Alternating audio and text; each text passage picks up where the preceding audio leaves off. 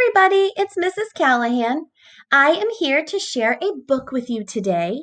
This book is called If You Go With Your Goat to Vote. Now, I know it's kind of a silly title, right? But this book is all about voting. And the reason I chose this book is because in our country, we have a very important day coming up soon. On Tuesday, November 3rd, grown-ups will go to the polls, which is what we call the place where we vote, and they will get to vote for who they think should be the next president of the United States. So there are two main candidates. There is President Trump, and he's our current president of the United States, and he wants to keep being our president. And then there is former Vice President Joe Biden, and he was the vice president when President Obama was in office. And now he would like a turn to be president. So he's running against President Trump, and they are running because they both would like to be our next president of the United States. So the grown-ups in our country, all across the United States, on that day, they will go and they will vote for who they think should be our next president. So it's a very important day in our country. So this book kind of goes through if you, as a kid, if you go with a grown-up to vote, some of the things you might see. Okay, they do it in a silly way with the animals, which you'll see as we go. It's kind of fun. So here we go. This is called If You Go With Your Goat to Vote. It is written by Jan Zausmer, and it is illustrated by Andrew Roberts. Here are all the I voted stickers. Many of you might remember if you've gone with a grown-up before, when you vote, you get a sticker like this. It's all different ones with different animals.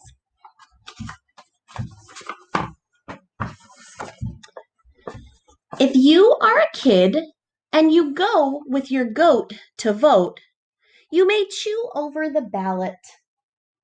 So see the ballot right here? The ballot is what you get when you vote. It has all of your choices on it. If you are a duckling and you go with your drake to vote, you may make a splash when you send in your picks by snail mail. Some people vote by mail, especially this year with the coronavirus. Some people don't want to go to the polling place and they think it's safer to vote by mail.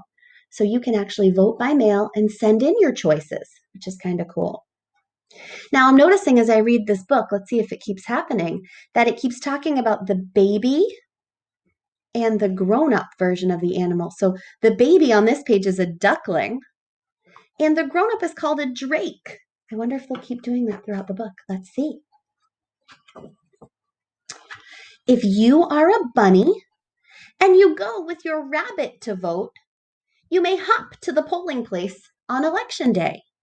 So for people who are going to vote in person, they go to a special place in their town or where they live, and it's called the polling place, and that's where they go to vote. If you are a puggle and you go with your platypus to vote, you may find that a snack fits the bill while you wait in line. So sometimes when you get to the polling place, there's a line that you have to wait in. I don't know, would you bring worms for a snack? I don't think I'd bring worms for a snack. If you are a hatchling and you go with your turtle to vote, you may come out of your shell at the sign-in desk. So when you get to the polling place, you go to a special desk where they check you in. They ask you your name and they ask you where you live. So they can check off that you voted because you only get to vote once. If you are a joey and you go with your kangaroo to vote, there they are. Look at the line of animals waiting to vote. You may jump for joy when it's your turn to enter the booth. So when you go to the polling place, there are booths for everybody because they want to give you a little bit of space because nobody else gets to see who you vote for. That's your choice. You don't have to tell anybody else. If you are a gosling and you go with your gander to vote, you may get goosebumps when you see the list of candidates. So this is like we talked about. You'll get your ballot and it will have all the candidates on it who are running for each different thing. Now on November 3rd, the biggest vote is for our president. And I told you our candidates are President Donald Trump and former Vice President Joe Biden. But also on the ballot, when grown-ups go to vote, there are other offices. So they might be voting for senators or representatives, or there are other elected offices around town. So they'll look at the whole list of all the candidates and make all of their choices. If you are a small fry and you go with your octopus to vote, you may marvel as she inks in the bubbles. So when you get your ballot, that's how you vote. There's little circles next to all the people's names, and you fill in the circles next to who you want to choose. If you are a tadpole and you go with your bullfrog to vote, you may leap at the chance to help push the buttons. Because in some places they don't ink in a ballot, it's electronic and they actually get to press buttons.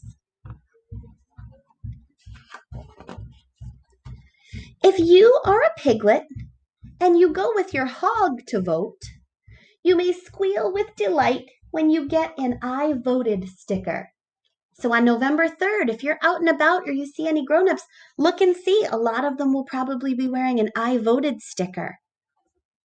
You get them when you go to vote and you get to wear it all day so everybody knows that you voted. It's a very special thing. If you are a peachick, I didn't know that, and you go with your peacock to vote, you may proudly strut your stuff as you head back home. Look at how proud all of those animals are because they just went and voted. It's a very special thing to get to vote. If you are a porcupet and you go with your porcupine to vote, you may be on pins and needles as the results come in. So you'll notice on November 3rd, if you turn the TV on or if you go onto the internet, you'll see everybody will be trying to guess who's going to win. They start counting the ballots and they start reporting some of the results. And oftentimes we don't know until very, very late on election day night, or sometimes not even until the next day or a few days later, who wins, especially if it's a close race. They have to count all of those ballots. So you watch and see who's going to win. If you are an owlet and you go with your owl to vote, you may stay up late because you give a hoot about who wins. I know on election day, I always stay up late hoping to see if I can see who wins. If you are a kid and you go with your grown-up to vote, you will grow up to vote yourself. No kidding. So someday, just like your grown-up, you'll get to vote. I wonder who will be running in a presidential election during your first vote. It's very exciting. Well, I hope you liked my book. I hope you get the opportunity to go with a grown-up in your life to go and vote. And if you don't get the chance to, maybe you can ask them what it was like. And they can tell you about it and you can remember certain parts of this book. I hope you liked it. I'll read to you again soon. See you later, everybody. Bye.